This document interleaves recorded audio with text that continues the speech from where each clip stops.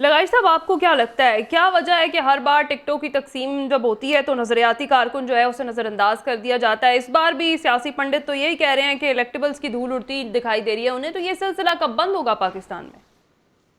नहीं, ये सिलसिला पाकिस्तान की सियासत में जब तक यही हालात रहेंगे तो बंद ही रहेगा और नजरियाती कारकुन नहीं रहेंगे। आपने देखा कि अब पार्टी के साथ, पीटीआई के साथ कौन खड़ा है? हामिद खान खड़े हैं, जो कभी भी इनके साथ नहीं थे और जिनको बिल्कुल बुरी तरह नजरअंदाज किया गया, वो खड़े हुए इनके साथ।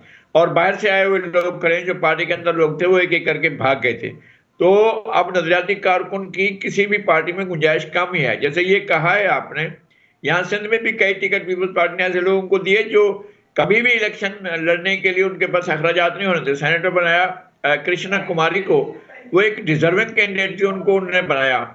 ये बहरहाल किसी न किसी हद तक पीपल्स पार्टी की तरफ से ये होता है कि नजरियाती कारकुनों को। अब मैं आपको याद दिलाता हूँ, कराची से एक बहुत ही मुतवसत, बल्कि निचले मुतवसत तबके के अनवर लालडीन को सेनेट का इन्होंने टिकट दिया और वो होंडा 50 पर सफर करते रहे हैं और अब भी वो उसी पर करते हैं, क्योंकि उनके पास गाड़ी और कोई नहीं है और वो सेनेटर हैं, सेनेट के रुकन हैं। और इस तरह से उन्हें जो है वो पार्टी ने इग्नोर नहीं किया, बल्कि उनकी खिदमत पर पार्टी उनको दिया है टिकट।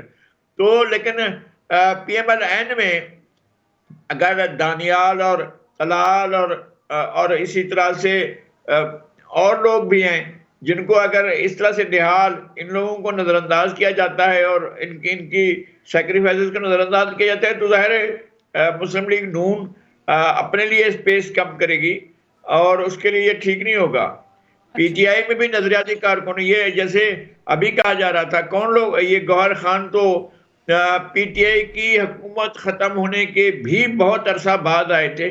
इस वक्त पीटीआई पर एतजाज अहसन के ग्रुप का कब्जा है। हम्म। एक लतीफ खोसा है, एक एतजाज अहसन के ये जूनियर हैं जो गौहर खान है पार्टी के अंदर। और इसी तरह से और मुख्तलिफ जगहों से आए हुए लोग हैं जो इनके अपने लोग थे, या तो छोड़ गए या जिन लोगों ने नहीं सही। छोड़ा, जिन लोगों ने नहीं छोड़ा उनको भी नजरअंदाज किया जा रहा है। ठीक है। लगारी साहब, एक तो ये कि जिस तरह से हम बात कर रहे हैं, पाकिस्तान तहरीक इंसाफ ने अब फिर से सुप्रीम कोर्ट से रुजू करने का फैसला कर लिया है कागजात नामजदगी मुस्तरद होने पर, तो क्यों इलेक्शन ट्रिब्यूनल की बजाय डायरेक्ट सुप्रीम कोर्ट चली गई है पाकिस्तान तहरीक इंसाफ, और क्या ऐसा करने से तहफुजात दूर हो जाएंगे पीटीआई के? अच्छा, पीटीआई ने अपने तहफुजात को दूर नहीं करना है। पीटीआई ने एक गेम करना है, या तो मजलूम बनना है या मासूम बनना है। अगर सुप्रीम कोर्ट ने मान लिया तो मासूम होंगे, वरना मजलूम कहलाएंगे। और ये गेम ही चल रहा है असल में। पाकिस्तान के अवाम को और पाकिस्तान की पार्लियामेंट को, पाकिस्तान के इदारों को एक ऐसी पार्टी से पाला पड़ा है कि जिसको हर तरफ से खेलना आ रहा है।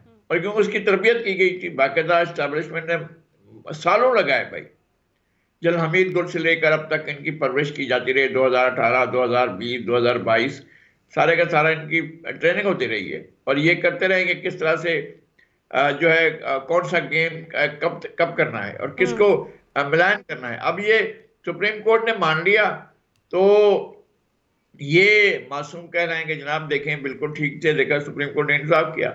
वरना ये जो है एक मजलूम का वो ले लेंगे, जनाब देखा कितना बड़ा जुल्म हो गया बेचारों के साथ और उनको इंसाफ ही नहीं मिला है।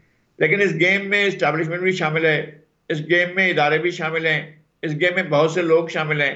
और मेरा अब भी ये ख्याल है कि ये जो हम लाडला प्लस कहते रहे हैं वो शायद ऐसे ही था। सही। वो उनके यहाँ भी बहुत ज्यादा शौक किसी कैफियत है। हम्म। और लाडला, असल लाडला वही था जिसको ये पिछले 1996 से लेकर अब तक जिनकी परवरिश कर रहे थे, अच्छा। और लाडले अब भी वही हैं।